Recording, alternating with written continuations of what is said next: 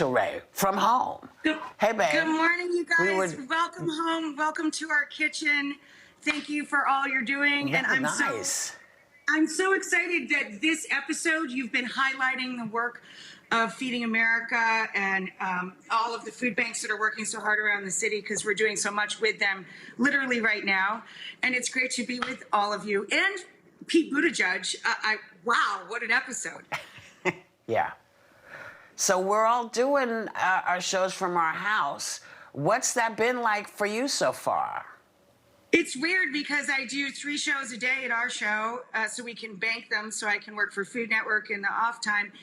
But when I go to work, I'm communicating with our in-studio audience and with cameras. And when I'm at home, I'm in my slippers and I'm very quiet and I have a glass of wine and we're listening to vinyl records or, catching up on the news. It's a very quiet thing.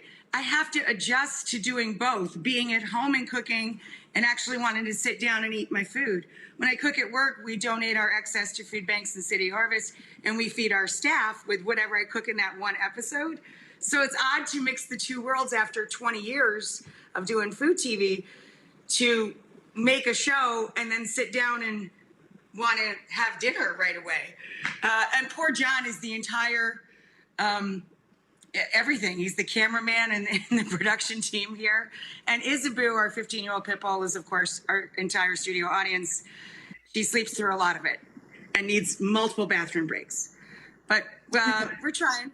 Our shows are live on Monday and Friday from our house, or live to tape anyway, from our home to everybody's. And we have a bunch of old bank shows that we're putting up on Tuesdays, Wednesdays, or Thursdays that are still new to people. And then every week on Saturday night, we do yet another show on Instagram.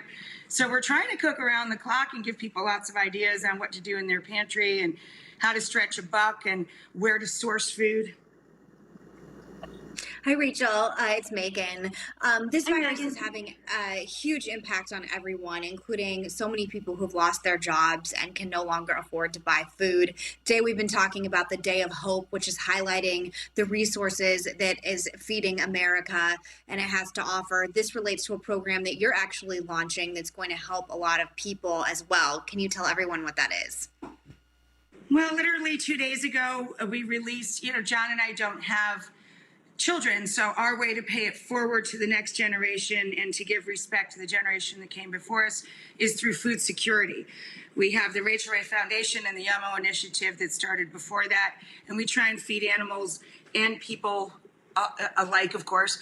And we just released $4 million of funds on Tuesday from RRF and Yummo, and we split it evenly between initiatives for food and initiatives for animals. The shelters are unfortunately filling up because when families have to go through the struggle of trying to feed themselves, they're also very concerned about how to afford to feed animals. So we try to divide the money. Our largest partners in this give are Feeding America, and you've been highlighting the work they're doing with kids. Also, always since day one for over 10 years, Share Our Strength and No Kid Hungry has a nationwide network of how families can supplement and replace access to great nutrition for our kids. But what Feeding America is also doing is they're targeting places where seniors have very limited access and where there's not great infrastructure. And they're making sure that our seniors that are most at risk, of course, for corona, to be able to get the great nutrition they need to keep going. We're working with World Central Kitchen as well, Jose Andres. What a gift to humanity this man is. We're helping him get up and going this week in Chicago.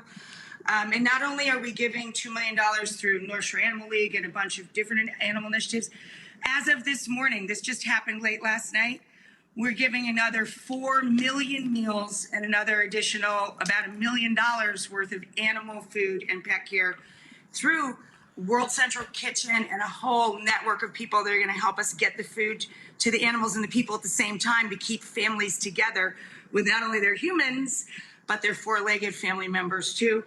And that just happened late last night. And that's because of our amazing partner, of course, that makes our pet food at Nutrish and greatergood.org. Right. Greatergood.org. Thank you so much to Nutrition, to them, for providing an additional 4 million meals to our $4 million. We appreciate that deeply.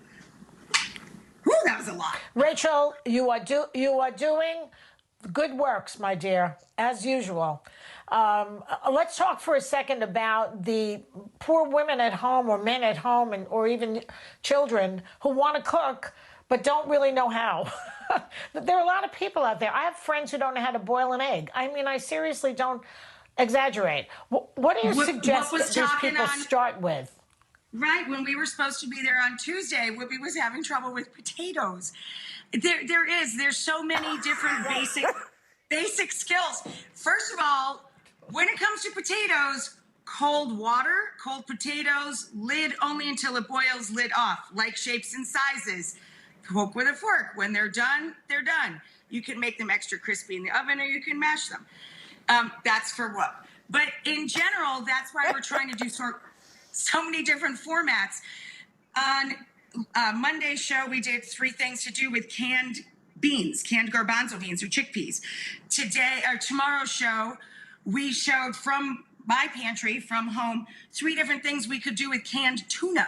So we're just trying to take basics and help people rethink them. This week I put up a 5-minute Passover tutorial, a 5-minute Easter tutorial, making it as simple as possible. So there's lots up on IGTV. There's thousands of recipes up for over 20 years on Food Network and 15 years on our show.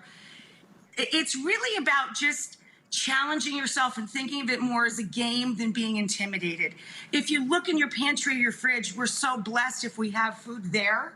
Make it fun. Say, okay, I got piquillo peppers and some rice and a chickpea. I'm going to make some Spanish beans and rice, and be Rachel, psyched about you know what? Spanish beans and rice. Listen, Rachel, I love you. You have to come back. You have to keep coming back and helping us cook stuff, and we want people to catch you every day on the Rachael Ray Show with new at-home shows on Mondays and Fridays.